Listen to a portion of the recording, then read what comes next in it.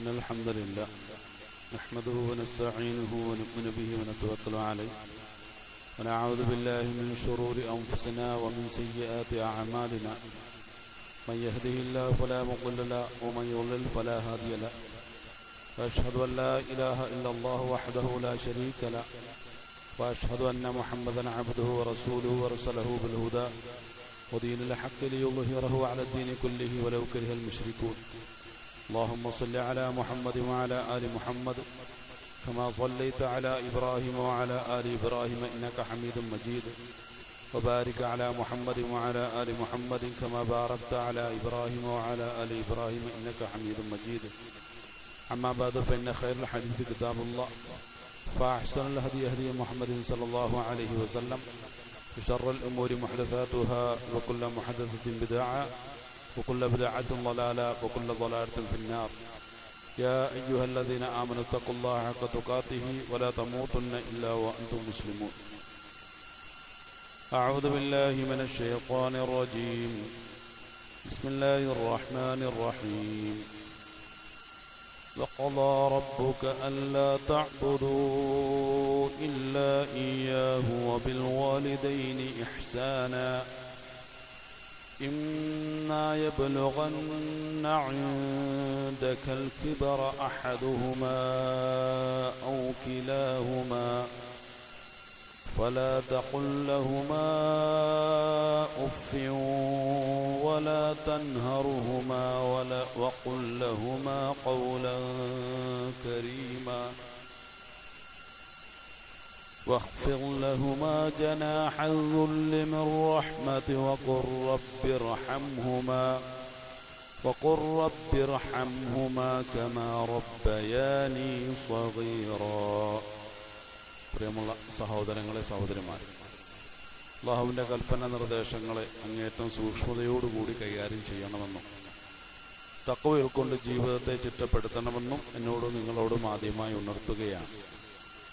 അല്ലാഹുവിൻ്റെ കൽപ്പന നിർദ്ദേശങ്ങളെ സഗൗരവം കണക്കിലെടുക്കുകയും അവകളെ ജീവിതത്തിൽ പ്രായോഗികവൽക്കരിക്കുകയും അല്ലാഹുവിൻ്റെ പൊരുത്തത്തോടുകൂടി അവസാന നിമിഷം വരെ ജീവിക്കുകയും അവസാന നിമിഷത്തിൽ കലിമത്തു ഷഹാദ ഉച്ചരിച്ചുകൊണ്ട് അല്ലാഹുവിൻ്റെ അടുക്കിലേക്ക് യാത്ര ചെയ്യുന്ന സജ്ജനങ്ങളുടെ കൂട്ടത്തിൽ ഉൾപ്പെടുത്തി അല്ലാഹു നമ്മെ ഏവരെയും അനുഗ്രഹിക്കുമാറാകട്ടെ. 17-ാമത്തെ സൂറത്തുൽ ഇസ്രാ അതിൻ്റെ 23-ാമത്തെ ആയത്തോട് അല്ലാഹു സുബ്ഹാനഹു വ തആല വളരെ പ്രധാനപ്പെട്ട ഒരു നിയമം മുന്നോട്ട് വയ്ക്കുകയാണ്. അഊദു ബില്ലാഹി മിനശ് ശൈത്വാനിർ റജീം. വഖളാ റബ്ബുക, താങ്കളുടെ റബ്ബ് താങ്കളുടെ മേൽ വിധിച്ചിരിക്കുന്നു, ഒരു നിയമം പുറപ്പെടുവിച്ചിരിക്കുന്നു. അല്ലാ തഅബുദു ഇല്ലാ ഇയ്യാഹ്, അള്ളാഹുവിനെ അല്ലാതെ ഒരു ഇലാഹിനെയും നിങ്ങൾ ഇബാദത്ത് ചെയ്യുവാൻ പാടില്ല എന്നുള്ളതാണ് അതിൽ പ്രധാനപ്പെട്ട നിയമം. രണ്ടാമത്തെ വിഷയം വബിൽ വാലിദൈനി ഇഹ്സാന, മാതാപിതാക്കളോട് ഇഹ്സാനോടുകൂടി പെരുമാറണമെന്നുള്ളതാണ്. മുഫസ്സിറുകളായ ഉലമാക്കളുടെ അഭിപ്രായ പ്രകാരം ഇത് രണ്ട് കൽപ്പന എന്നുള്ള നിലയ്ക്കല്ല, ഒരൊറ്റ കൽപ്പന അതിൻ്റെ രണ്ട് പ്രായോഗികമായിട്ടുള്ള ഭാഗങ്ങളായിട്ടാണ് അതിനെ മനസ്സിലാക്കേണ്ടത് എന്നാണ് ഉലമാക്കൾ വ്യക്തമാക്കിയിട്ടുള്ളത്. അള്ളാഹുവിനെ ഇബാദത്ത് ചെയ്യുന്നതിൻ്റെ ഭാഗമായിട്ട് തന്നെ നാം നമ്മുടെ ജീവിതത്തിൽ നടപ്പിലാക്കേണ്ട ഒന്നാണ് മാതാപിതാക്കളോട് ഇഹ്സാനോടുകൂടി പെരുമാറുക എന്നുള്ളത്. മാതാപിതാക്കളോടുള്ള കടമകൾ നിർവഹിക്കണം എന്നുള്ള ഒരു പ്രയോഗം പരമ്പരാഗതമായി ധാരാളമായി നാം കേട്ടിട്ടുള്ളവരാണ്. അതിൽ നിന്നും മാതാപിതാക്കളോട് ഇഹ്സാനോടുകൂടി പെരുമാറണം എന്നുള്ള ഒരു പരിവർത്തനം, ഒരു പരിണാമം നമ്മുടെ ചിന്തകളിൽ സംഭവിക്കേണ്ട ആവശ്യം അതിക്രമിച്ചിരിക്കുകയാണ്. പരമ്പരാഗതമായ ഒരു ചർച്ച എന്ന് പറയുമ്പോൾ പലപ്പോഴും അതിൽ പ്രായോഗികമായ ചിന്തകൾ ഉണ്ടാകാറുണ്ട്. അത്തരം ആശയങ്ങളിൽ ഉണ്ടായിരിക്കേണ്ട പരിണാമത്തെക്കുറിച്ചാണ് ഇവിടെ സൂചിപ്പിച്ചു വന്നത്. പലപ്പോഴും നമ്മൾ ഇഹ്സാനിനെ കുറിച്ച് ചർച്ച ചെയ്തിട്ടുള്ളവരാണ്. നമുക്കറിയാം, അനിഷ്ടകരമായ പല കാര്യങ്ങളെയും പലപ്പോഴും ഒരു മനുഷ്യന് ചെയ്യേണ്ടി വരുന്ന സാഹചര്യമുണ്ട്. വിശ്രമവേളകളാണ് എല്ലാ ആളുകളും ആഗ്രഹിക്കുന്നത്. എന്നാൽ ഒരു വ്യക്തി ഒരു തൊഴിലിൽ ഏർപ്പെട്ടുകൊണ്ടിരിക്കുകയാണ്.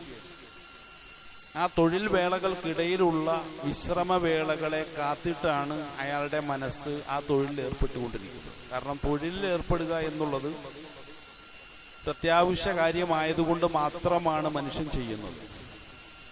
ആ തൊഴിലിനിടയിലുള്ള വിശ്രമവേളകൾക്ക് വേണ്ടിയിട്ടാണ് അവൻ കാത്തിരിക്കുന്നത്. അല്ലെങ്കിൽ ആ തൊഴിലിന് ശേഷം അന്നവും കാത്ത് വീട്ടിലിരിക്കുന്ന ഉത്തരവാദിത്തം ഏൽപ്പിക്കപ്പെട്ടിട്ടുള്ള കുടുംബാദികളെക്കുറിച്ച് ആലോചിക്കുമ്പോഴാണ് തൊഴിൽ രംഗത്ത് കൂടുതൽ സജീവമാകാൻ ഒരു മനുഷ്യനെ അവൻ്റെ സാഹചര്യങ്ങൾ നിർബന്ധിച്ചുകൊണ്ടിരിക്കുന്നു.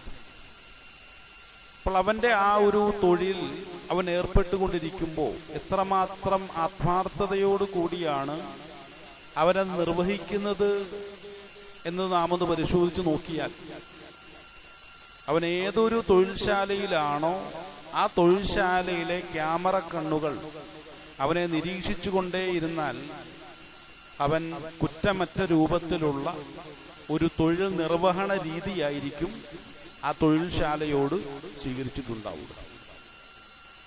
കാരണം എൻ്റെ ഭാഗത്തു നിന്നും എന്തെങ്കിലും അബദ്ധങ്ങൾ സംഭവിച്ചാൽ തുടർന്നും ഈ ഒരു തൊഴിൽശാലയിൽ ജോലി നിലനിൽക്കാനുള്ള സാധ്യത കുറവാണ് എന്നുള്ള ബോധ്യം ഏറ്റവും മാന്യമായ രൂപത്തിൽ ജോലി ചെയ്യുന്നതിന് ആ ഒരു വ്യക്തിയെ, തൊഴിലാളിയെ പ്രേരിപ്പിച്ചുകൊണ്ടേയിരിക്കും എന്നുള്ളതാണ്. ഞാൻ എൻ്റെ ജോലി സമയത്ത് അനധികൃതമായ രൂപത്തിൽ വിശ്രമിക്കുവാൻ തയ്യാറായാൽ ക്യാമറ കണ്ണുകൾ എൻ്റെ ആ ഒരു തെറ്റായ പ്രവൃത്തിയെ ഒപ്പിയെടുക്കുകയും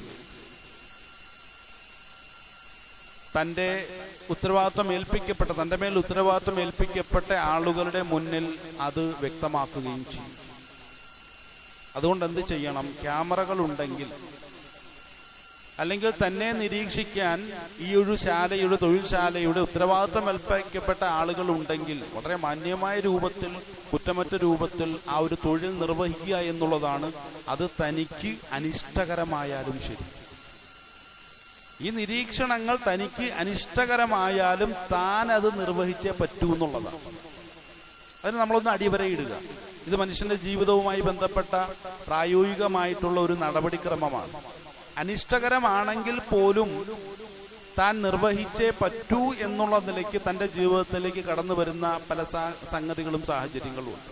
പ്രിയമുള്ളവരെ, വബിൽ വാലിദൈനി ഇഹ്സാന എന്നുള്ളതിനെയും ആ നിലയ്ക്കാണ് നമ്മൾ മനസ്സിലാക്കുന്നത്.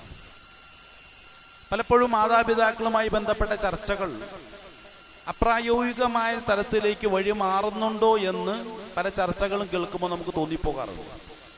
മാതാപിതാക്കൾ എന്നുള്ളത് കാരുണ്യത്തിന്റെ പ്രതീകമായിട്ടാണ് അവതരിപ്പിക്കുന്നത്. സ്നേഹത്തിന്റെ രണ്ട് പ്രതീകങ്ങളാണ് മാതാവും പിതാവും. സംരക്ഷണത്തിന്റെ പ്രതീകങ്ങളാണ്. ഇങ്ങനെ നന്മയുടെ പ്രതീകങ്ങളായിട്ടാണ് പലപ്പോഴും മാതാപിതാക്കളെ അവതരിപ്പിക്കപ്പെടുന്നതെങ്കിൽ ആ നന്മകൾ നഷ്ടപ്പെടുന്നുണ്ട് എന്ന് സന്താനങ്ങൾ മനസ്സിലാക്കുന്ന സന്ദർഭത്തിലാണ് ഈ മാതാപിതാക്കളോട് ഇഹ്സാനോടുകൂടി അല്ലെങ്കിൽ മര്യാദയോടുകൂടി പെരുമാറുന്ന വിഷയത്തിൽ പലപ്പോഴും സന്താനങ്ങൾ പരാജയപ്പെട്ടു പോകുന്നു. എന്നാൽ അങ്ങനെയൊരു സാഹചര്യത്തെ ഇസ്ലാം അനുവദിച്ചു നൽകുന്നുണ്ടോ എന്നുള്ളതാണ്. അവിടെയാണ് പ്രായോഗികമായി ഈ ആയത്തിനെ വിലയിരുത്തേണ്ട ഒരു സാഹചര്യത്തിലേക്ക് നാം എത്തിപ്പെടുന്നത്. മാതാപിതാക്കൾ മോശമായ രൂപത്തിൽ പെരുമാറിയാലും ഞാൻ അവരോട് മാന്യമായ രൂപത്തിൽ പെരുമാറേണ്ടതുണ്ടോ? പലപ്പോഴും മാന്യമായ രൂപത്തിൽ പെരുമാറാതിരിക്കാനുള്ള എൻ്റെ ന്യായവാദം അവർ മാന്യമായ രൂപത്തിൽ പെരുമാറുന്നില്ല എന്നുള്ളതാണ്. കാരണം കാരുണ്യത്തിൻ്റെ പ്രതീകമാണ്, സംരക്ഷണത്തിൻ്റെ പ്രതീകമാണ്. ഇങ്ങനെ എന്തൊക്കെ നന്മകളുണ്ടോ അതിൻ്റെയൊക്കെ പ്രതീകങ്ങളായിട്ടാണ് എൻ്റെ മുന്നിൽ ഇന്നേ വരെ ആശയങ്ങൾ മാതാപിതാക്കളെ അവതരിപ്പിച്ചിട്ടുള്ളത്. അല്ലെങ്കിൽ തത്വങ്ങൾ എൻ്റെ മുന്നിൽ മാതാപിതാക്കളെ ആ രൂപത്തിലാണ് അവതരിപ്പിച്ചിട്ടുള്ളത്. ഇപ്പോഴിതാ എൻ്റെ മാതാപിതാക്കൾ ആ തത്വങ്ങൾക്കെതിരായി പെരുമാറുകയാണ്. അതുകൊണ്ട് ഞാൻ എന്ത് ചെയ്യുന്നു? ഒരല്പം മോശമായ രൂപത്തിൽ തന്നെ അവരോട് പ്രതികരിക്കാനും പെരുമാറാനും നിർബന്ധിതനാവുകയാണ്. ഇതാണ് പലപ്പോഴും പല വീടുകളിലും നടന്നുകൊണ്ടിരിക്കുന്ന തെറ്റായ പ്രവർത്തനങ്ങൾക്ക് പിന്നിലുള്ള ന്യായീകരണം. വിശുദ്ധ ഖുർആൻ ഈ ഒരു ന്യായത്തോട് എത്രമാത്രം യോജിച്ചു നിൽക്കുന്നു? അല്ലെങ്കിൽ ഇങ്ങനെ ഞാൻ പല സമയത്തും തെറ്റായ രൂപത്തിൽ മാതാപിതാക്കളോട് പെരുമാറാൻ എന്നെ പ്രേരിപ്പിക്കുന്ന ചില താല്പര്യങ്ങൾ, അതിനോട് ഖുർആൻ എൻ്റെ മാനസികാവസ്ഥയോട് എങ്ങനെയാണ് സംവദിക്കുന്നത്? അവിടെ അല്ലാഹു സുബ്ഹാനഹു വ തആല പറയുന്ന ശേഷമുള്ള കാര്യങ്ങൾ നാം ഒന്ന് പരിശോധിച്ച് നോക്കുക. ആയത്തുകൾക്കിടയിലൂടെ നമ്മളൊന്ന് സഞ്ചരിക്കേണ്ടി വരും ചിന്താപരമായ നിലയിൽ. അല്ലാഹു സുബ്ഹാനഹു വ തആല പറയുന്നു, വബിൽ വാലിദൈനി ഇഹ്സാന എന്ന് പറഞ്ഞിട്ട് പറഞ്ഞു, ഇമ്മാ യബ്ലുഗന്ന ഇൻദകൽ കിബറ അഹദുഹുമാ ഔ കിലാഹുമാ. ഒന്നല്ലെങ്കിൽ അവരിൽ ഒരാൾ, അല്ലെങ്കിൽ രണ്ടുപേരും തന്നെ നിന്റെ അടുക്കലുണ്ട്. അള്ളാഹ് എന്നോട് പറയുകയാണ്, ഒന്നല്ലെങ്കിൽ ഒരാൾ അല്ലെങ്കിൽ രണ്ടുപേരും നിന്റെ അടുക്കൽ. ഇപ്പൊ എന്റെ വീട്ടിൽ ഒരാൾ മാത്രമേ ഉള്ളൂ, ഒരാൾ അള്ളാഹുവിന്റെ അടുക്കിലേക്ക് യാത്ര പോയിരിക്കുകയാണ്. അല്ലാഹു സുബ്ഹാനഹു വ തആല അദ്ദേഹത്തിന്റെ കബറിടം വിശാലമാക്കുമാറാകട്ടെ. നമ്മുടെ മരണപ്പെട്ടു പോയിട്ടുള്ള മാതാപിതാക്കളുടെ എല്ലാം കബറിടം അള്ളാഹു വിശാലമാക്കുകയും അവർക്കൊക്കെ മഗ്ഫിറത്തും മർഹമത്തും കൊടുത്ത് അനുഗ്രഹിക്കുകയും ചെയ്യുമാറാകട്ടെ. അപ്പൊ പറഞ്ഞു വന്ന വിഷയം, ഒന്നല്ലെങ്കിൽ രണ്ടാള് അല്ലെങ്കിൽ ഒരാൾ നമ്മളോടൊപ്പം ഉണ്ടാവും. നമ്മുടെ വീടൊന്ന് സങ്കല്പിച്ച് നോക്കും. ആരാളുണ്ട്? രണ്ടുപേരുണ്ടോ അല്ലെങ്കിൽ ഒരാളെ ഉള്ളൂ? നമ്മൾ സങ്കല്പിച്ച് നോക്കുക. അപ്പൊ അവർ ഏതവസ്ഥയിലാണ് ഉള്ളത്? ഖുർആൻ പറഞ്ഞതുപോലെയാണോ? ഇമ്മാ യബ്ലുഗന്ന ഇൻദകൽ കിബർ, വാർദ്ധക്യം ബാധിച്ച അവസ്ഥയിലാണ് അവരുള്ളത്. വാർദ്ധക്യം ബാധിച്ച അവസ്ഥയിലാണ് അവർ ഉള്ളത്. അതിനുശേഷം പറഞ്ഞു, വലാ തൻഹറുഹുമ, നിങ്ങൾ അവരോട് കയർക്കാൻ പാടില്ല എന്ന് പറഞ്ഞു. വാർദ്ധക്യം ബാധിച്ച അവസ്ഥയെക്കുറിച്ച് പറഞ്ഞിട്ട് ഉടനെ അല്ലാഹു സുബ്ഹാനഹു വ തആല പറഞ്ഞു, അവരോട് നിങ്ങൾ കയർക്കാൻ പാടില്ല. എന്താണ് ഈ വാർദ്ധക്യവും ഈ കയർക്കലും തമ്മിലുള്ള ബന്ധം? കാരണം കുട്ടിക്കാലത്ത് കല്യാണം കഴിക്കുന്നത് വരെയും എന്നോടൊപ്പമുള്ള മാതാപിതാക്കളെ അല്ല ചിലപ്പോ വിവാഹത്തിന് ശേഷം എനിക്ക് മനസ്സിലാക്കാനും അനുഭവിക്കാനും കഴിയില്ല. അതിൽ വ്യത്യാസം ഉണ്ടാവും. വ്യത്യാസത്തിന് കാരണമുണ്ടോ? പലപ്പോഴും അതിനെക്കുറിച്ച് നമ്മൾ അന്വേഷിക്കാറില്ല. ഈ വ്യത്യാസത്തിനുള്ള കാരണങ്ങളുണ്ടോ? എന്തെങ്കിലും കാരണമുണ്ടോ? എൻ്റെ മാതാവും എൻ്റെ പിതാവും എൻ്റെ വിവാഹത്തിന് ശേഷം എന്നോട് പെരുമാറുന്ന രീതിയിൽ വ്യത്യാസമുണ്ട് എന്നാണെങ്കിൽ അതിന് കാരണമുണ്ട്. കാരണം ആ വിവാഹം എന്നുള്ള പ്രത്യേകമായൊരു സംഭവം എൻ്റെ ജീവിതത്തിൽ സംഭവിച്ചു കഴിഞ്ഞു എന്നുള്ളതാണ്. ഈ വിവാഹശേഷം ഇങ്ങനെ പെരുമാറ്റത്തിൽ ചില വ്യത്യാസങ്ങൾ വരാൻ കാരണമാകുന്ന രൂപത്തിലുള്ള എന്തെങ്കിലും വിവാഹം സംഭവിച്ചോ, പക്ഷേ വിവാഹത്തെ തുടർന്ന് എൻ്റെ ജീവിതത്തിൽ സംഭവിച്ചിട്ടുണ്ടോ എന്നുള്ളതാണ് ഞാൻ ഇനി പരിശോധിക്കേണ്ടത്. കാരണം പഴയതുപോലെ എൻ്റെ മാതാവിൻ്റെ അടുത്ത് പോയിരിക്കാൻ ഒരല്പം സമയത്തിൽ കുറവ് സംഭവിച്ചിട്ടുണ്ടെങ്കിൽ, അവരോടുള്ള പെരുമാറ്റത്തിലും അവരോടുള്ള രീതികളിലും ശൈലികളിലുമൊക്കെ എൻ്റെ വാക്കുകളിലുമൊക്കെ എന്തെങ്കിലും അസ്വസ്ഥതകൾ നിഴലിക്കുന്നുണ്ടെങ്കിൽ അത് സംഭവിക്കാനുള്ള സാധ്യതയുണ്ട്. കാരണം 27ാമത്തെ വയസ്സിൽ വൈവാഹ ജീവിതത്തിലേക്ക് കടന്നു വന്ന ഒരു വ്യക്തിയുടെ അടുക്കൽ ആ വ്യക്തിക്ക് തീർത്തും അപരിചിതയായ ഒരു സ്ത്രീയാണ് ഇണയായിട്ട് ജീവിതത്തിലേക്ക് കടന്നു വരുന്നത്. അപരിചിത എന്ന് ഞാൻ ബോധപൂർവം സൂചിപ്പിച്ചതാണ്. അപരിചിതത്വം എന്ന് പറയുന്നത് ഞാനുമായി ബന്ധപ്പെട്ട് മാത്രമല്ല, എൻ്റെ മാതാവിൻ്റെ വിഷയത്തിലും എൻ്റെ പിതാവിൻ്റെ വിഷയത്തിലും എൻ്റെ സഹോദരങ്ങളുടെ വിഷയത്തിലും എൻ്റെ സഹോദരിയുടെ വിഷയത്തിലും എൻ്റെ ബന്ധുമിത്രാദികളുടെ വിഷയത്തിലും പലപ്പോഴും വല്ലാത്തൊരു അപരിചിതത്വം അനുഭവിക്കുന്ന അവസ്ഥയിലായിരിക്കും, അല്ലെങ്കിൽ അറിവില്ലായ്മ ഉള്ള അവസ്ഥയിലാണ് എൻ്റെ ജീവിതത്തിലേക്ക് എൻ്റെ ഇണ കടന്നു വരുന്നത്. സ്വാഭാവികമായും കടന്നു വന്നതിന് ശേഷം 1-2 മാസങ്ങളുടെ ചില അനുഭവങ്ങളുടെ അടിസ്ഥാനത്തിൽ എൻ്റെ ബെഡ്റൂം ഒരു ക്ലാസ് റൂമാക്കി മാറ്റാൻ എൻ്റെ ഇണ തയ്യാറാകാറുണ്ട്. എന്നിട്ട് പറഞ്ഞു തരും, നിങ്ങളുടെ ഉമ്മ ആരാന്നറിയോ? നിങ്ങളുടെ ഉമ്മ ആരാന്നറിയോ? നിങ്ങൾ പറയുന്ന പോലെ അത്ര വലിയ സംഭവമൊന്നുമല്ല. നിങ്ങളുടെ പിതാവ് ആരാണെന്നറിയോ? നിങ്ങൾ ഈ പറഞ്ഞതുപോലെ അത്ര വലിയ മഹാനൊന്നുമല്ല. നിങ്ങളുടെ പിതാവിൽ നിന്നും അല്ലെങ്കിൽ നിങ്ങളുടെ മാതാവിൽ നിന്നും എനിക്ക് കേൾക്കേണ്ടി വന്ന വാക്കുകളുടെ ആ ഒരു കടുപ്പം ഈ രൂപത്തിലായിരുന്നു. നിങ്ങളുടെ മാതാപിതാക്കളെന്നും ഞാൻ ഇന്ന് അനുഭവിച്ചുകൊണ്ടിരിക്കുന്ന ആ ഒരു പെരുമാറ്റത്തിന്റെ തീവ്രത, അതിന്റെ അളവ് ഇത്രത്തോളമാണ് എന്ന് പറഞ്ഞിട്ട് പുതിയൊരു മാതാവിനെയും പുതിയൊരു പിതാവിനെയുമാണ് ആ ബെഡ്റൂം ആകുന്ന ക്ലാസ് റൂമിൽ വെച്ച് എൻ്റെ ഇണ എന്നെ പരിചയപ്പെടുത്തുന്നു. പല ആളുകളും ചെയ്യും, ചില വിവരക്കേടുകൾ കാരണമായിട്ട് ദീർഘവീക്ഷണമില്ലാത്തതിൻ്റെ അടിസ്ഥാനത്തിൽ ആ ക്ലാസ് റൂമിൽ നിന്നും സ്വന്തം ഇണയെ ഒരു നല്ല ഒരു അധ്യാപികയായി കണക്കാക്കുകയും അങ്ങനെ ആ തെറ്റായ വിദ്യാഭ്യാസത്തെ 100% ഉൾക്കൊള്ളാൻ തയ്യാറാവുകയും അതോടുകൂടി എൻ്റെ മാതാവും പിതാവും ഒരു കുഴപ്പം പിടിച്ച ഒരു സാധനമാണ് എന്നുള്ള ഒരു തിരിച്ചറിവിൽ തെറ്റായ ഒരു വഴിയിലേക്ക് പോവുകയും ചെയ്യുമെന്നുള്ളത്. അതോടുകൂടി കുടുംബ ബന്ധത്തിൽ വലിയ പ്രശ്നങ്ങൾ രൂപപ്പെടുക.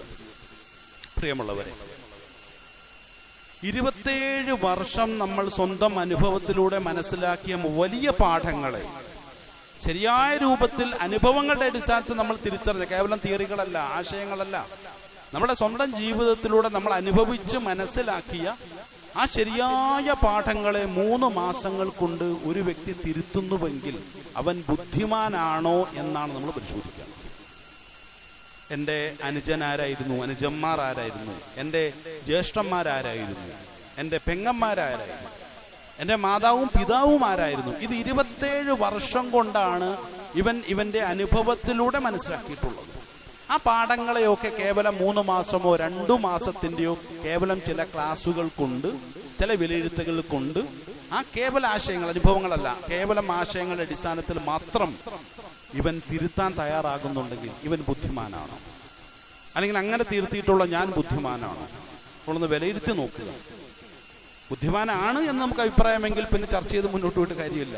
അതല്ല, 27 വർഷത്തെ, കാരണം 27ാമത്തെ വയസ്സിലാണ് ഞാൻ കല്യാണം കഴിക്കുന്നതെങ്കിൽ 27 വയസ്സിലെ എൻ്റെ അനുഭവങ്ങളെ മുൻനിർത്തി എൻ്റെ മാതാവിനെയും പിതാവിനെയും ഞാൻ പഠിച്ചിട്ടുണ്ട്. അത് കേവലം ഒരു 3 മാസം കൊണ്ട് അല്ലെങ്കിൽ 2 മാസം കൊണ്ട് തിരുത്തിയാൽ അത് ശരിയാകില്ല.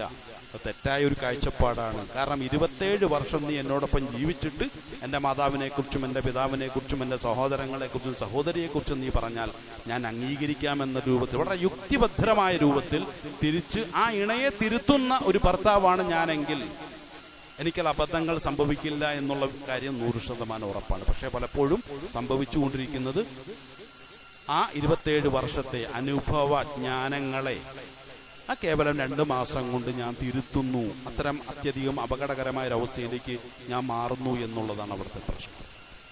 അങ്ങനെ ഞാൻ മാറിക്കഴിഞ്ഞാൽ, അതാണ് 2ാമത്തെ കാരണം. 1ാമത്തെ കാരണം ഞാൻ വൈവാഹിക ജീവിതത്തിലേക്ക് പ്രവേശിച്ചു എന്നുള്ളതാണ്. 2ാമത്തെ കാരണം, അങ്ങനെ ആ കാര്യങ്ങളെ, ആശയങ്ങളെ ഞാൻ വലിയൊരു വിദ്യയായിട്ടോ വലിയൊരു ചിന്തയായിട്ടോ വലിയൊരു തിരിച്ചറിവായിട്ടോ ഞാൻ അംഗീകരിച്ചു കഴിഞ്ഞാൽ അതോടുകൂടി എൻ്റെ മാതാപിതാക്കളോടും എൻ്റെ സഹോദരങ്ങളോടുമുള്ള എൻ്റെ പെരുമാറ്റത്തിൽ മാറ്റം സംഭവിക്കുമെന്നുള്ള കാര്യം 100% ഉറപ്പാണ്. ആ മാറ്റത്തെ തുടർന്ന് എൻ്റെ മാതാവും എൻ്റെ പിതാവും വേദനയോടുകൂടി എന്നിൽ നിന്നും ഒരല്പം അകലം പ്രാപിച്ചാൽ, എന്നോടുള്ള സംസാരത്തിലും പെരുമാറ്റങ്ങളും ചില മാറ്റങ്ങൾ ഉണ്ടായി തുടങ്ങിയാൽ അതിൻ്റെ ഉത്തരവാദി ആ മാതാപിതാക്കളാണോ?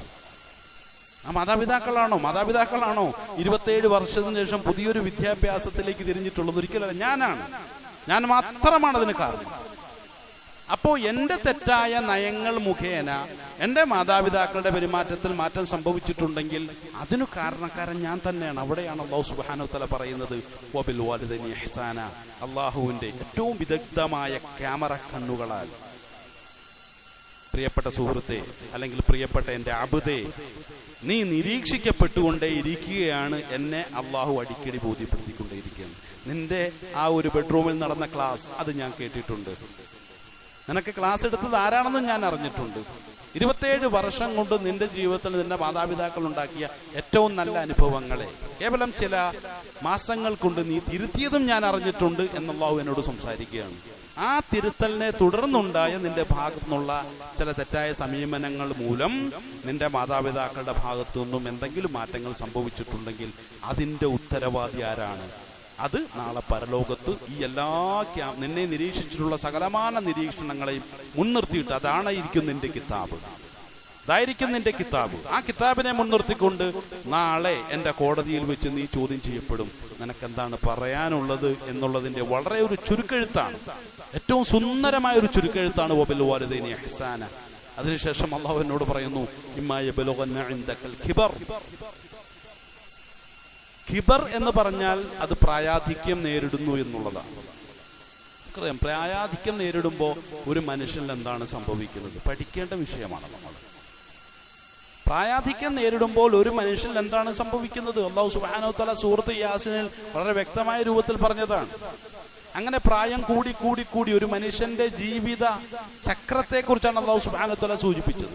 അതിൽ പ്രത്യേകം സൂചിപ്പിച്ചു, പ്രായം കൂടുന്തോറും ബുദ്ധിയിൽ ശോഷണം സംഭവിച്ച് ബുദ്ധിയും ശരീരവും ശോഷിച്ച് അവസാനം ഒരു കുട്ടിയുടെ അവസ്ഥയിലേക്ക് തിരിച്ചു മാറുന്ന ഒരു അവസ്ഥയാണ് പ്രായാധിക്യം എന്ന് അല്ലാഹു സുബ്ഹാനഹു വ തആല വിശുദ്ധ ഖുർആനിൽ വളരെ വ്യക്തമായ രൂപത്തിൽ പറഞ്ഞു. ഇത് സൂറത്തുൽ യാസീൻ എന്ന് പറയുമ്പോൾ ഖുർആന്റെ ഖൽബാണ് എന്നോട് നമ്മൾ ചിന്തിക്കുക. ഖുർആനിന്റെ ഖൽബിലാണ് അല്ലാഹു സുബ്ഹാനഹു തആല ഈ വലിയൊരു ജീവിത യാഥാർത്ഥ്യം വ്യക്തമാക്കി തരുന്നത്. അപ്പൊ മാതാപിതാക്കൾക്ക് എന്ത് സംഭവിക്കും? ഈ പ്രായാധിക്യം മൂലം സംഭവിക്കുന്ന എല്ലാ നിലയ്ക്കുമുള്ള ചൂഷണങ്ങളും സംഭവിക്കും. അത് ജനറേഷന്റെ പ്രത്യേകതയായിരിക്കും. ഇപ്പൊ നമുക്കറിയാം, ഈ ഒരു കാലഘട്ടം എന്ന് പറയുമ്പോൾ 3 ജനറേഷനെ ഉൾക്കുന്ന ഒരു കാലഘട്ടമാണ്. അത് മനഃശാസ്ത്രജ്ഞന്മാരും അതുപോലെ തന്നെ സാമൂഹ്യ ശാസ്ത്രജ്ഞന്മാരും നേരത്തെ തന്നെ വിലയിരുത്തപ്പെട്ട് കഴിഞ്ഞു. ആ ഒരു വിഷയം 3 തലമുറ ജീവിക്കുന്ന ഒരു കാലഘട്ടമാണ് ഈ ഒരു കാലഘട്ടം. 80 വരെയുള്ളതൊരു കാലഘട്ടമാണ്. 80-ന് ശേഷം 2000 വരെയുള്ളതൊരു കാലഘട്ടമാണ്. 2000-ന് ശേഷമുള്ളത് മറ്റൊരു കാലഘട്ടം. ഇങ്ങനെ 3 കാലഘട്ടത്തിലുള്ള ആളുകളാണ് നമ്മുടെ ഈ തലമുറയിൽ ജീവിച്ചിരിക്കുന്നത്. 80-ന് മുമ്പുള്ള ആളുകളുടെ അഭിപ്രായങ്ങളെ ഉൾക്കൊള്ളാൻ 80-ന് ശേഷമുള്ള ആളുകൾക്ക് 100% സാധിക്കുമോ എന്ന് ചോദിച്ചാൽ പ്രയാസമാണ്. കാരണം പുതിയ കാലത്തെ അറിയാത്തവരാണ് എന്ന് പറഞ്ഞുകൊണ്ട് 80-ന് മുൻപുള്ള ആളുകളെ പലപ്പോഴും വിലയിരുത്താനും വിമർശിക്കാനും തയ്യാറാകുന്ന ഒരു സമീപനം എൻ്റെ ജീവിതത്തിൽ സംഭവിക്കാറുണ്ട്. കാരണം അവരുടെ ചിന്തകൾ കാലഘട്ടത്തോട് യോജിക്കാത്തതാണ്. അവരുടെ കാഴ്ചപ്പാടുകളെ ഈ കാലഘട്ടത്തിൽ ജീവിക്കുന്ന, കാലഘട്ടത്തിന് അനുസൃതമായി ജീവിക്കുന്ന എനിക്ക് ഉൾക്കൊള്ളാൻ കുറച്ച് പ്രയാസമുണ്ട് എന്ന് ജീവിതത്തിൽ പല സന്ദർഭങ്ങളിലും അഭിപ്രായങ്ങളായി പറയാൻ തയ്യാറാകുന്ന ഒരു വ്യക്തിയാണ് ഞാൻ. അതേസമയത്ത് 2000-ന് ശേഷം ജനിച്ച എൻ്റെ മക്കൾ എന്ത് ചെയ്യുന്നു? പലപ്പോഴും പറയുന്നു, ഇവരെയൊക്കെ ഉൾക്കൊള്ളാൻ നമുക്കും ചില പ്രയാസങ്ങളുണ്ട്. കാരണം അവരുടെ സാഹിത്യങ്ങളല്ല, അവരുടെ സംഗീതങ്ങളല്ല, അവരുടെ ചിന്തകളല്ല, അവരുടെ കാഴ്ചപ്പാടുകളല്ല, എല്ലാ മേഖലകളിലും സമൂലമായിട്ടുള്ള മാറ്റങ്ങൾ സംഭവിച്ചിട്ടുണ്ട്. അതുകൊണ്ട് ഈ ജനറേഷന്റെ ഈ ഒരു പ്രത്യേകത എന്നുള്ള വലിയൊരു പ്രത്യേകത തന്നെയാണ്. കാലത്തെ അറിഞ്ഞിരിക്കണം എന്നുള്ളത്. അത് ഖുർആനും അംഗീകരിക്കുന്നുണ്ട്, ഇസ്ലാമും അംഗീകരിക്കുന്നുണ്ട്. ഇല്ലായിരുന്നുവെങ്കിൽ ആദരവായ ആദം നബി അലൈഹി സ്വലാമയ്ക്ക് ഏത് റിസാലത്താണോ അല്ലാഹു സുബ്ഹാനഹു വ തആല അവതരിപ്പിച്ചു കൊടുത്തത് അതേ റിസാലത്ത് മതിയായിരുന്നു ഉമ്മത്ത് മുഹമ്മദ് സല്ലല്ലാഹു അലൈഹി വസല്ലമയ്ക്കും. പക്ഷെ അല്ലല്ലോ, എത്രയോ മാറ്റങ്ങൾ സംഭവിച്ചു. നൂഹ് നബി അലൈഹി ഇസ്ലാമിൽ മാറ്റം സംഭവിച്ചു. അല്ലാഹു സുബ്ഹാനഹു വ തആലയാണ് മാറ്റിയത്, നൂഹ് നബി അലൈഹി ഇസ്ലാം അല്ല മാറ്റിയത്. അതിനുശേഷം ഓരോരോ പ്രവാചകന്മാർ ആ മാറ്റങ്ങളെ കൃത്യമായ രൂപത്തിൽ നമ്മൾ മനസ്സിലാക്കുന്നുണ്ട്. സബൂറിൽ സംഭവിച്ച മാറ്റം അത് ദാവൂദ് നബി അലൈഹി ഇസ്ലാമയിലാണ്. പിന്നീട് സംഭവിച്ച മാറ്റങ്ങൾ അത് മൂസാ നബി അലൈഹി ഇസ്ലാമയിൽ തൗറാത്ത് എന്നുള്ള രൂപത്തിലാണ്. പിന്നീട് മാറ്റം സംഭവിച്ചു ഇഞ്ചീൽ എന്നുള്ള രൂപത്തിലാണ്. അവസാനമായി എന്ത് ചെയ്യുന്നു? ഈസാ നബി അലൈഹി ഇസ്ലാമിൽ. അതിനുശേഷം വീണ്ടും 2000 വർഷമേ കഴിഞ്ഞിട്ടുള്ളൂ. അപ്പോഴും അള്ളാഹു മാറ്റി, ഖുർആനായിട്ട് അതിനെ മാറ്റി. ഇങ്ങനെ അപ്ഡേഷൻ എന്ത് ചെയ്തു? അല്ലാഹു സുബ്ഹാനഹു വ തആല വരുത്തിക്കൊണ്ടേയിരിക്കും, അപ്ഡേറ്റ് ചെയ്തുകൊണ്ടേയിരിക്കുകയാണ്. ഇപ്പൊ കാലഘട്ടത്തെ അറിഞ്ഞ് നമ്മൾ പെരുമാറണം എന്നുള്ളതിന്റെ കൃത്യമായൊരു താല്പര്യമാണ് റിസാലത്തിന്റെ മാറ്റങ്ങളിലൂടെ നമുക്ക് മനസ്സിലാക്കാൻ കഴിയുന്നത്. അതുകൊണ്ട് എന്ത് ചെയ്യണം? ഈ മാറ്റങ്ങളെ ഉൾക്കൊള്ളണം, പക്ഷേ പഴയതിനെ തള്ളിക്കളയാൻ പാടില്ല. ഇപ്പൊ വിശുദ്ധ ഖുർആൻ ഇറങ്ങിയപ്പോൾ അല്ലാഹു സുബ്ഹാനഹു വ തആല പറഞ്ഞു ബാക്കിയുള്ള എല്ലായിടത്ത് വലിച്ചെറിഞ്ഞിട്ട് വരാനാണോ പറഞ്ഞല്ല, മുൻ വേദഗ്രന്ഥങ്ങളെ ഉൾക്കൊള്ളണം. ആ വേദഗ്രന്ഥങ്ങളെ പ്രദാനം ചെയ്ത ബഹുമാനീയരായ ആദരണീയരായ പ്രവാചകന്മാരെയും ഉൾക്കൊള്ളണം. അവരൊക്കെ ആദരണീയരാണ്. അപ്പൊ പഴയ കാലത്തെ കുറിച്ച് നമ്മൾ ചിന്തിക്കുമ്പോൾ അവജ്ഞയോടുകൂടിയോ അല്ലെങ്കിൽ അവഗണനയോടുകൂടിയല്ല നമ്മൾ നോക്കിക്കാണേണ്ടത്. അതുപോലെ തന്നെയാണ് പഴയ തലമുറയെ നമ്മൾ നോക്കിക്കാണേണ്ടത്. അവർ ആദരണീയരാണ്. അവർ പടുത്തുയർത്തിയ വഴികളിലൂടെയാണ് ഞങ്ങൾ അടുത്ത ഒരു ഉയർത്തൽ ഇവിടെ നടത്തിയിട്ടുള്ളത്. അല്ലാതെ ഒന്നുമില്ലാത്ത ഒരവസ്ഥയിലല്ല. അവരൊരുപാട് ജീവിച്ച് കാണിച്ചു തന്നു. അങ്ങനെ ഒരുപാട് സ്റ്റെപ്പുകളിലേക്ക് എന്ത് ചെയ്തു? അവർ ഞങ്ങളെ കൈപിടിച്ചുയർത്തി. അവിടെ നിന്നിട്ടാണ് ഉന്നതമായ പലതും ഞങ്ങൾ നോക്കിക്കണ്ടത്. അല്ലാതെ സ്വയമായിട്ട് ഞാൻ ഉയർന്നു പോയതല്ല. അങ്ങനെ ആർക്കും അവകാശപ്പെടാൻ കഴിയില്ലല്ലോ. ഇപ്പൊ പഴമയെ ഉൾക്കൊണ്ടുകൊണ്ട് തന്നെ, പഴയ തലമുറയെ ഉൾക്കൊണ്ടുകൊണ്ട് തന്നെ, തലമുറയിലുള്ള ആളുകളെ ചേർത്ത് പിടിച്ചിട്ടാണ് പുതിയ കാലത്തിന്റെ സൗന്ദര്യത്തെ നമ്മൾ ആസ്വദിക്കേണ്ടത്. അതാണ് ഖുർആന്റെ കാഴ്ചപ്പാട്. അതുകൊണ്ട് അല്ലാഹു സുബ്ഹാനഹു വ തആല പറഞ്ഞു ഔ കിലാഹുമ, അങ്ങനെയുള്ള ആളുകൾ എന്ത് ചെയ്യുന്നു? ഒന്നോ അല്ലെങ്കിൽ 2 ആളുകളോ എന്ത് സംഭവിക്കുന്നു? അവർക്ക് പ്രായാധിക്യം സംഭവിക്കുന്നു. ഈ പ്രായാധിക്യം സംഭവിക്കുമ്പോഴുണ്ടാകുന്ന ചില ബുദ്ധിപരമായിട്ടുള്ള പ്രയാസം അത് ഞാനും എൻ്റെ ജീവിതത്തിൽ അനുഭവിക്കേണ്ടവനാണ്. അത്തരം വിവരക്കേടുകൾ പ്രായാധിക്യം മൂലം ഞാനും എന്ത് ചെയ്യുന്നു? എൻ്റെ ആ ഒരു കാലഘട്ടത്തിൽ, പുതിയ കാലഘട്ടത്തിൽ നിന്നുകൊണ്ട് ഞാനും പറയേണ്ടവനാണ്. അന്ന് എൻ്റെ സംസാരം കേൾക്കുമ്പോൾ മറ്റുള്ളവരൊക്കെ എന്നെ വെറുത്തകറ്റുമോ? അതാണ് അവിടുത്തെ ചോദ്യം. ആശങ്കയോടുകൂടിയാണ് ഒരു മനുഷ്യൻ ഇത് ചോദിക്കുന്നത്. പഠിച്ചവന് എനിക്കും പ്രായമാവുമല്ലോ. ആ സമയത്ത് ഞാനും ഒരുപാട് ആ പ്രായാധിക്യം മൂലമുണ്ടാകുന്ന അവശതകളും, അത് ശാരീരികമായിട്ടുള്ള അവശതകൾ, മാനസികമായിട്ടുള്ള അവശതകളെല്ലാം ഞാൻ പ്രകടിപ്പിക്കും. അപ്പോ എന്ത് ചെയ്യും? എന്നെ എല്ലാവരും കൂടി വെറുത്തകറ്റുമോ? ആട്ടി അകറ്റുമോ? പുറത്താക്കുമോ? അല്ലാഹു സുബ്ഹാനഹു വ തആല പറയുന്നു ഇന്ന് നിന്റെ മുന്നിലുള്ള മാതാപിതാക്കളോട് ഏത് നിലയ്ക്കുള്ള പെരുമാറ്റമാണോ നീ കാഴ്ചവെക്കുന്നത്, അതിന്റെ പ്രതിഫലനമായിരിക്കും നിന്റെ ആ ഒരു കാലഘട്ടം. കാരണം നീയും ഒരു മാതാവ് പിതാവാകുന്ന അല്ലെങ്കിൽ പൂർവ്വപിതാക്കളോ മാതാക്കളോ ഒക്കെ ആകേണ്ടി വരുന്ന ഒരു സാഹചര്യത്തിൽ നിന്നെ എങ്ങനെ ആളുകൾ നോക്കിക്കാണണം, നിന്റെ കൊച്ചുമക്കളും മക്കളും ഒക്കെ എങ്ങനെ നോക്കിക്കാണണം എന്നുള്ളത് നീ തീരുമാനിക്കേണ്ടത് ഇന്നാണ്. നീ നിന്റെ മാതാപിതാക്കളോട് എങ്ങനെയാണോ പെരുമാറുന്നത് അതിൻ്റെ പ്രതികരണമായിരിക്കും പിൽക്കാലത്ത് നിന്റെ ജീവിതത്തിലൂടെ നിനക്ക് അനുഭവമായിട്ടുണ്ടാവുക എന്നുള്ളതാണ് ഹദീസും ഖുർആനും വ്യക്തമാക്കുന്നത്. നമ്മുടെ കാലഘട്ടത്തിൽ, നമ്മുടെ ഈരാറ്റുപേട്ടയിൽ തന്നെ ചുറ്റോട് ചുറ്റും നമ്മളൊന്ന് വീക്ഷിച്ചു നോക്കിയാൽ ചിലപ്പോൾ നമ്മുടെ കുടുംബത്തിൽ തന്നെ ആയിരിക്കാം, അതിൻ്റെ കൃത്യമായ തെളിവുകളാണ്, ദൃഷ്ടാന്തങ്ങളാണ് നമുക്ക് കാണാൻ കഴിയുന്നത്. ഇവിടെയാണ് നമ്മൾ തീരുമാനം, ഞാൻ എന്ത് ചെയ്യണം. അവിടെ കാരുണ്യത്തിന് പ്രതീകമായിട്ടോ സംരക്ഷണം ഒന്നും കാണണ്ട. ഇത്രയേ ഉള്ളൂ, എൻ്റെ അള്ളാഹുവിനെ ഇബാദത്ത് ചെയ്യുന്നതിന്റെ ഭാഗമായി. അത് നേരത്തെ സൂചിപ്പിച്ചത്, നമ്മൾ ഫാക്ടറിയിൽ ജോലി ചെയ്യുമ്പോൾ ഏറ്റവും സന്തോഷകരമായ ജോലിയൊന്നും അല്ല ചെയ്യുക. ആ ജോലിയുടെ വേള എന്ന് പറയുന്ന ആനന്ദകരമൊന്നും അല്ല. അങ്ങേറ്റം പരീക്ഷണ ഘട്ടങ്ങളിലൂടെ നമ്മൾ കടന്നുപോയിക്കൊണ്ടിരിക്കുന്നത്. എന്ന് പറഞ്ഞതുപോലെ നമ്മളുടെ പ്രായമുള്ള മാതാപിതാക്കൾ നമ്മുടെ ചുറ്റിലുമുള്ളപ്പോൾ അവരുടെ ഭാഗത്തു നിന്നും ഏറ്റവും നല്ല അനുഭവങ്ങൾ നമ്മൾ പ്രതീക്ഷിക്കാൻ പാടില്ല. മോശമായ അനുഭവങ്ങൾ ഉണ്ടാകും. അതാണ് അള്ളാഹു ഇവിടെ വ്യക്തമാക്കിയത്. കാരുണ്യത്തിന്റെ പ്രതീകമായിട്ടൊന്നുമല്ല. അള്ളാഹു ഇവിടെ പറഞ്ഞപ്പോൾ വളരെ ശാസ്ത്രീയമായിട്ടാണ് സൂചിപ്പിച്ചത്, വളരെ മനഃശാസ്ത്രപരമായിട്ടാണ് സൂചിപ്പിച്ചത്. അവർക്ക് പ്രായം എത്തുന്ന സമയത്താണ്, പ്രായാധിക്യത്തിന്റെ സമയത്താണ് അവരോട് നീ ഇഹ്സാനോട് പെരുമാറേണ്ടത്, അല്ല നിന്റെ കുട്ടിക്കാലത്തല്ല. കുട്ടിക്കാലത്ത് നീ എന്നും ഉമ്മ ഉമ്മ വാപ്പ വാപ്പ എന്ന് വിളിച്ചുകൊണ്ട് നീ ഓടിപ്പോകും, അവരെ ഓടിപ്പോയി നീ കെട്ടിപ്പിടിക്കും, ഒക്കെ സംഭവിക്കും. അതല്ല ഇവിടെ പറഞ്ഞത്. ഇഹ്സാനോട് കൂടി നിന്നോട് പെരുമാറാൻ പറഞ്ഞത് ഇമ്മാ യബ്ലുഗന്ന ഇൻദകൽ കിബർ എന്നുള്ള ഒരു സാഹചര്യത്തിലാണ്. നമ്മളെ കൊണ്ട് സാധിക്കും എന്നുള്ളതാണ്. സാധിക്കുമെങ്കിൽ, സാധിച്ചിട്ടുണ്ടെങ്കിൽ നമുക്ക് അള്ളാഹുവിനോട് നമുക്ക് ശുക്ർ ചെയ്യാം. സാധിച്ചിട്ടില്ല എങ്കിലോ ഈ വിഷയത്തേക്ക് ഒരു വീണ്ടും വിചാരം നടത്തേണ്ട ഒരു സാഹചര്യം ആയി എന്നുള്ളതല്ല, അതിക്രമിച്ചു എന്നാണ് ഖുർആൻ ഇവിടെ സൂചിപ്പിക്കുന്നത്. കാര്യങ്ങളെ ശരിയാം വിധം മനസ്സിലാക്കണം. നല്ല ബോധവും ചിന്തയും നൽകി അള്ളാഹു സുബ്ഹാനഹു വ തആല നമ്മെ എവരെയും അനുഗ്രഹിക്കുമാറാകട്ടെ.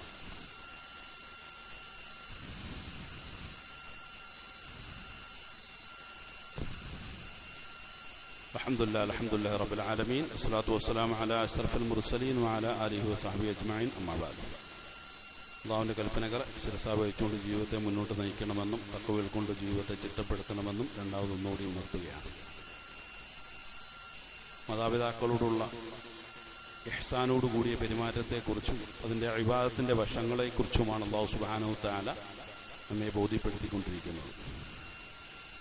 ഈ ഒരു വിഷയത്തെക്കുറിച്ച് പറഞ്ഞു വന്നതിന് ശേഷം അല്ലാഹു സുബ്ഹാനഹു വ തആല പറയുകയാണ്, വലാ തഖുൽ ലഹുമാ ഉഫ്ഫിൻ വലാ തൻഹറുഹുമാ. സുബ്ഹാനല്ലാഹ്, വല്ലാത്ത പ്രയോഗമാണ്.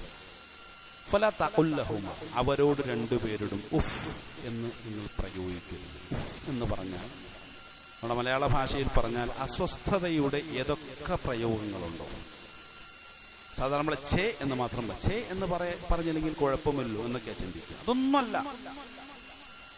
അസ്വസ്ഥതയോടുകൂടി അവരെ നോക്കുന്നതടക്കം അസ്വസ്ഥതയുടെ ഏതൊക്കെ ശബ്ദങ്ങൾ എൻ്റെ ഉള്ളിൽ നിന്നും വരുമോ അതിനെയൊക്കെ ഒഴിവാക്കണം എന്ന് അല്ലാഹു സുബ്ഹാനഹു വ തആല ഉഫ് എന്നുള്ള ഒരൊറ്റ വാക്കിനെ മുൻനിർത്തിയിട്ട് പറയുകയാണ്. അപ്പൊ ഇത്തരം അരോചകത്വം തുളുമ്പുന്ന അല്ലെങ്കിൽ പ്രകടമാകുന്ന രൂപത്തിലുള്ള എല്ലാ പ്രയോഗങ്ങളുടെയും പ്രതിനിധിയായിട്ടാണ് അല്ലാഹു സുബ്ഹാനഹു വ തആല ഉഫ് എന്നുള്ള വാക്കിനെ ഇവിടെ അവതരിപ്പിച്ചിട്ടുള്ളത്. അതൊരു പ്രയോഗമാണ്. വലാ തഖുൽ ലഹുമാ ഉഫ് എന്ന് പറഞ്ഞാൽ എന്നോട് സംസാരിക്കുന്ന അല്ലെ എന്നോട് അല്പം പരുഷമായ രൂപത്തിൽ പെരുമാറുന്ന ആ മാതാപിതാക്കളുടെ മനസ്സിനെ വേദനിപ്പിക്കാത്ത രൂപത്തിലുള്ള പ്രയോഗങ്ങളും പ്രതികരണങ്ങളുമായി ഞാൻ കഴിഞ്ഞു കൂടണം. വലാ തൻഹറുഹുമാ, അവർ നിന്നോട് കയർത്താലും തിരിച്ച് അവരോട് കയർക്കാനുള്ള അനുമതി ഞാൻ നിഷേധിക്കുകയാണ്. ആരാ പറയുന്നത്? അല്ലാഹു സുബ്ഹാനഹു വ തആല പറയുന്നത്. അപ്പൊ നമുക്ക് ഇബാദത്തുകൾ നമുക്ക് കൂട്ടാൻ കഴിയും. തഹജ്ജുദിനൊക്കെ രാവിലെ എഴുന്നേക്കാൻ കഴിയും. പതിവായി 21 ദിവസം ആവർത്തിച്ചൊരു പ്രവൃത്തി ഒരു വ്യക്തി ചെയ്താൽ പിന്നെ അത് പതിവായി മാറും എന്നുള്ളതാണ് സൈക്കോളജി പറയുന്നത്. അതിൽ വലിയ പ്രയാസമുള്ള കാര്യമൊന്നുമല്ല. പക്ഷെ നമുക്ക് സ്ഥിരം പരിചിതമല്ലാത്ത ചില അനുഭവങ്ങൾ, അതിനെ അതിജീവിക്കാണ് പലപ്പോഴും നമ്മൾ പരിചിതമല്ലാത്ത ഒരവസ്ഥയിലാണ് നമുക്ക് വലിയ പ്രയാസം ഉണ്ടാകും. അതിൽപ്പെട്ട ഒന്നാണ് മാതാപിതാക്കളുടെ ശൈലികളും പെരുമാറ്റങ്ങളും രീതികളും. അതിനുശേഷം അല്ലാഹു സുബ്ഹാനഹു വ തആല വല്ലാത്ത ഒരു ചിന്തയുടെ ഒരു ആറ്റം ബോംബ് തന്നെ അതിൻ്റെ ഉള്ളിൽ നിക്ഷേപിച്ചിട്ടുണ്ട്. ഇതൊക്കെ മനസ്സിലാക്കാനുള്ള ശേഷിയാണ് പറയുന്നത് എനിക്ക് വേണ്ടത് എന്നുള്ളതാണ് ഖുർആൻ എന്നോട് ആദ്യം ആവശ്യപ്പെടുന്നത്. ഇതൊക്കെ മനസ്സിലാക്കാനുള്ള ശേഷി ഒന്നാമത് നിനക്ക് വേണം, എന്നാലേ നിനക്ക് ഇതൊക്കെ മനസ്സിലാവുള്ളൂ എന്നാണ് ഖുർആൻ എന്നോട് പറയുന്നത്. ഒക്കെ നമ്മളെല്ലാവരും ഉൾക്കൊള്ളുക. അപ്പൊ പറഞ്ഞു വന്ന വിഷയം, ഈ കയർത്ത് സംസാരിക്കാൻ എപ്പോഴും സംഭവിക്കാം എന്നുള്ളതാണ്. ചിലപ്പോൾ നമ്മളൊരു യാത്രയ്ക്ക് വേണ്ടി വളരെ നല്ല മനോഭാവത്തോട് പുറത്തേക്ക് ഭാര്യയായിട്ട് ഇറങ്ങുമ്പോഴായിരിക്കും അകത്തുനിന്നുണ്ടാവുക. സംഭവിക്കും, പ്രതീക്ഷിക്കുക. ആ സമയത്തും പഠിച്ചവന് വേണ്ടിയിട്ടാണല്ലോ എന്നുള്ളൊരു ചിന്ത പറയണം. അല്ല മാതാപിതാക്കൾക്ക് വേണ്ടിയിട്ടല്ല ഇതൊന്നും ചെയ്യാൻ പറയുന്നത്. അല്ലാഹു സുബ്ഹാനഹു വ തആല പറഞ്ഞെന്താണ്? വബിൽ വാലിദൈനി ഇഹ്സാന, ഇഹ്സാനോടുകൂടി പെരുമാറാനേ പറഞ്ഞു. അല്ലെ മാതാപിതാക്കളെ തൃപ്തിപ്പെടുത്താൻ വേണ്ടി പറഞ്ഞിട്ടില്ല. മാതാപിതാക്കളെ തൃപ്തിപ്പെടുത്താൻ പറയുമ്പോഴാണ് മാതാപിതാക്കളിൽ നിന്നൊക്കെ ചിലതൊക്കെ ഞാൻ പ്രതീക്ഷിക്കുന്നത്. അല്ലാഹു സുബ്ഹാനഹു വ തആല എന്നോട് പറയുന്നു, ഞാൻ നിന്നോട് മോശമായ രൂപത്തിൽ പെരുമാറുന്നുണ്ടോ? ഇല്ലല്ലോ. നിനക്കുള്ള എല്ലാ സൗഭാഗ്യങ്ങളും ഞാനല്ലേ ചെയ്തു തന്നിട്ടുള്ളൂ. എല്ലാം ഞാനല്ലേ. വായു, വെള്ളം എന്ന് തുടങ്ങി നിന്നെ കൊണ്ട് ഒരിക്കലും നിന്റെ ജീവിതത്തിൽ ഒരുമിച്ച് കൂട്ടാൻ പറ്റാത്ത എല്ലാ നിഅമത്തുകളും. നീ ഒന്ന് ഹോസ്പിറ്റലിൽ പോയി നോക്കുക. അള്ളാഹ് എന്നോട് പറയുകയാണ്, നിഅമത്തുകളെ കുറിച്ച് മനസ്സിലാക്കണോ? കൂടുതലൊന്നും സഞ്ചരിക്കേണ്ട, ഒരുപാട് യാത്ര ചെയ്യേണ്ട ആവശ്യമൊന്നുമില്ല. ഇവിടുന്ന് കോട്ടയം വരെ ഒന്ന് യാത്ര ചെയ്താണ് മെഡിക്കൽ കോളേജ്. അവിടെ അപകടത്തിൽപ്പെട്ടവരും അതുപോലെ തന്നെ ക്യാൻസർ രോഗികളും ഒക്കെ കിടക്കുന്ന 1-2 വാർഡിലൂടെ നീ ഒന്ന് സഞ്ചരിച്ചാൽ സുബ്ഹാനല്ലാഹ്, എനിക്കും എൻ്റെ വീട്ടിലുള്ളവർക്കും അള്ളാഹു ചെയ്ത നിഅമത്തുകളെ എനിക്ക് എണ്ണിക്കണക്കാക്കാനാവില്ല എന്നുള്ള തിരിച്ചറിവോട് കൂടിയായിരിക്കും ബുദ്ധിയുള്ള ഒരു മനുഷ്യൻ ഹോസ്പിറ്റലിൽ നിന്നും പുറത്തിറങ്ങുക. ഹോസ്പിറ്റലിൽ മുഴുവൻ പരിശോധിക്കേണ്ട കാര്യമൊന്നുമില്ല. എനിക്കിവിടെ നിൽക്കാൻ സാധിക്കുന്നത് എൻ്റെ ശരീരത്തിൻ്റെ എല്ലാ ഭാഗങ്ങളും പ്രവർത്തിക്കുന്നുകൊണ്ടാണ്. ഏതെങ്കിലും ഒരു ഭാഗം ചെറുതായിട്ടൊന്ന് പണി മുടക്കി കഴിഞ്ഞാൽ പിന്നെ ഞാൻ ഇവിടുന്ന് വളഞ്ഞിട്ടൊക്കെ ആയിരിക്കും ഇറങ്ങി. ഇതാണ് മനുഷ്യന്മാരുടെ അവസ്ഥ. ഒരു ഞരമ്പ്, ഒരേ ഒരു ഞരമ്പ് ഒന്ന് പണിമുടക്കി കഴിഞ്ഞാൽ പിന്നെ ആളുകളെല്ലാം കൂടെ കൂടിയിട്ട് അവനെ പൊക്കി എടുത്തുകൊണ്ട് പോകേണ്ടി വരും. എത്ര വലിയ ആരോഗ്യമുള്ളവനാണെങ്കിലും ഇതൊക്കെ തന്നെയാണ് അവസ്ഥ. അല്ലാഹു പറയുന്നു, ഈ എല്ലാ നിഅമത്തുകളും ഞാൻ ചെയ്തല്ലോ, നിന്നോട് ഞാൻ മാന്യമായ രൂപത്തിലല്ലേ പെരുമാറും. അപ്പൊ നീ എന്നോട് പ്രതികരിക്കും, മാതാപിതാക്കൾക്ക് വേണ്ടിയിട്ടല്ല.